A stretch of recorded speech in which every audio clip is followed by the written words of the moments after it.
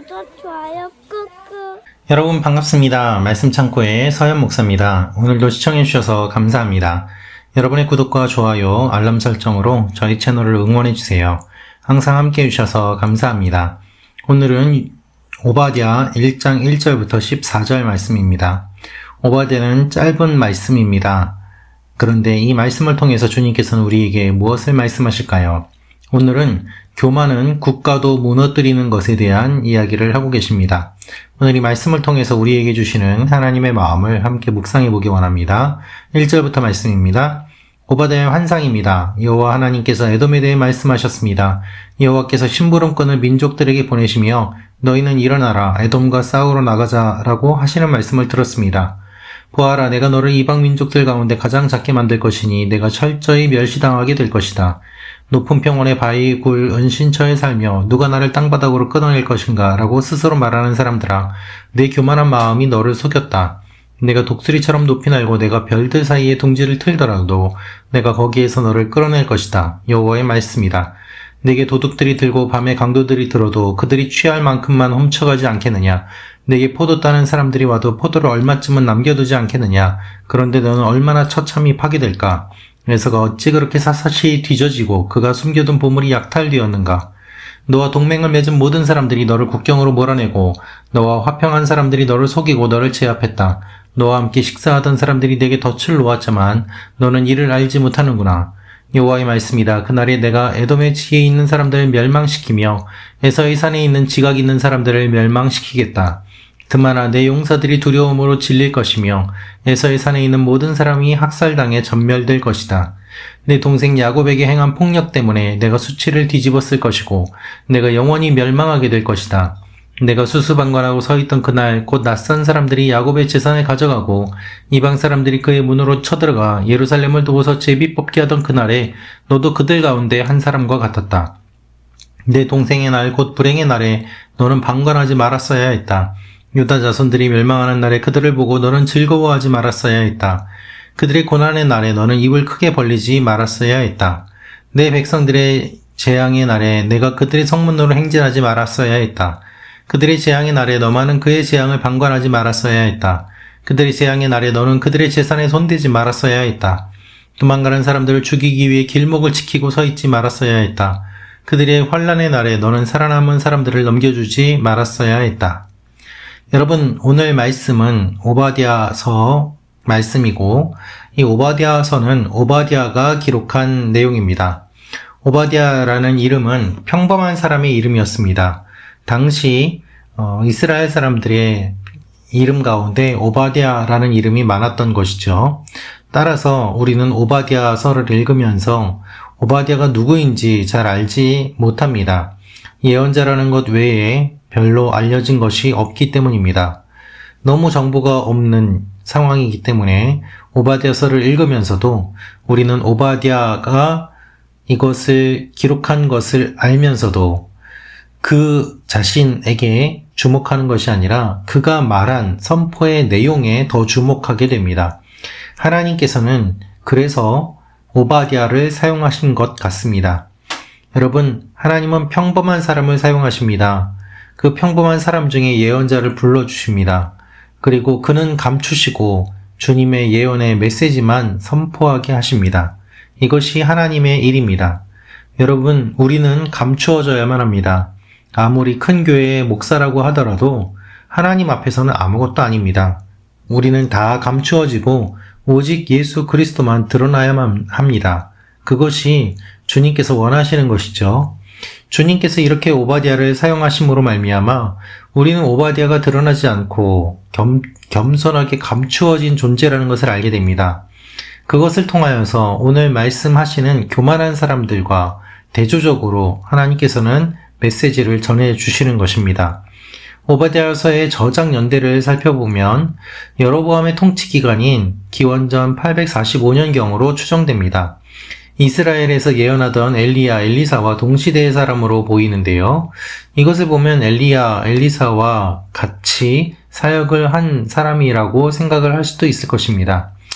역사적인 배경을 살펴보면 에돔이 유다를 대항해서 반역을 일으킨 직후에 블레셋 아람이 예루살렘을 약탈한 사건이 역대하 21장에 기록되어 있습니다. 이것을 배경으로 하여서 지금 이 예언이 기록이 되고 있는데요. 그러면 이 예언의 수신자는 누구인가? 에돔에 대한 예언을 유다에 전하고 있습니다. 유다의 심판에 관해서 말하고 있는데 사실은 괴롭힘을 당하고 있던 유다를 위한 소망의 메시지를 전하기 위한 것입니다. 유다가 지금 고난을 당하고 있고 수치를 당하고 있지만 너희를 괴롭힌 그 존재들을 내가 가만히 두지 않을 것이다.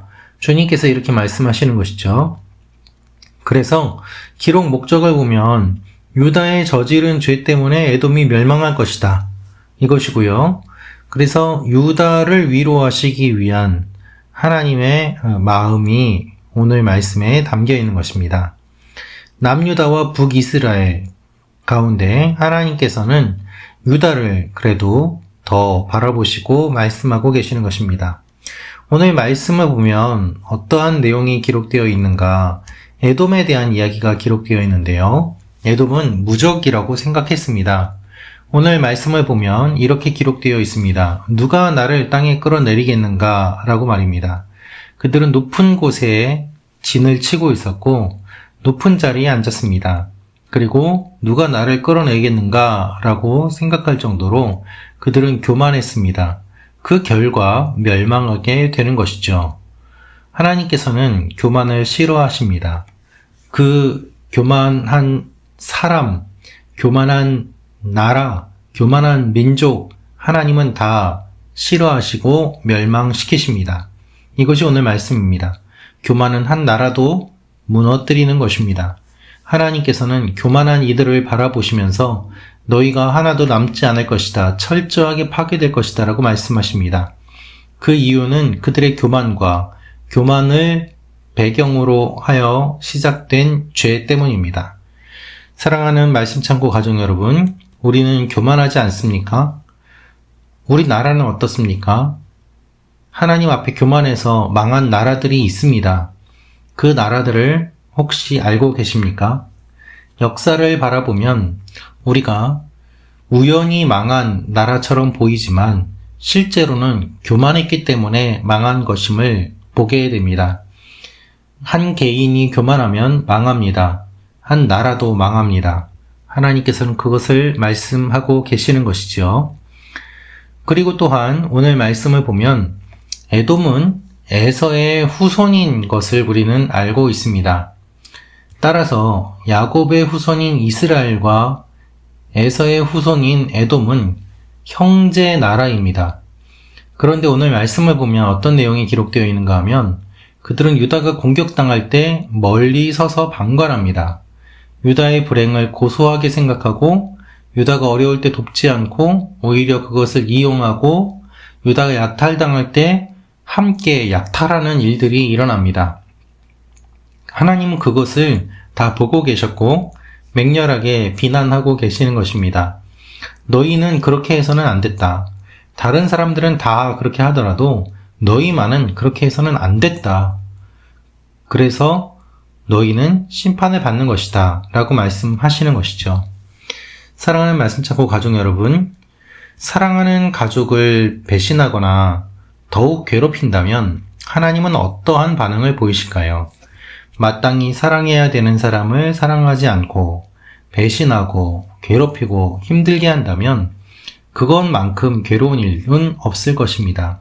하나님은 그것을 싫어하십니다.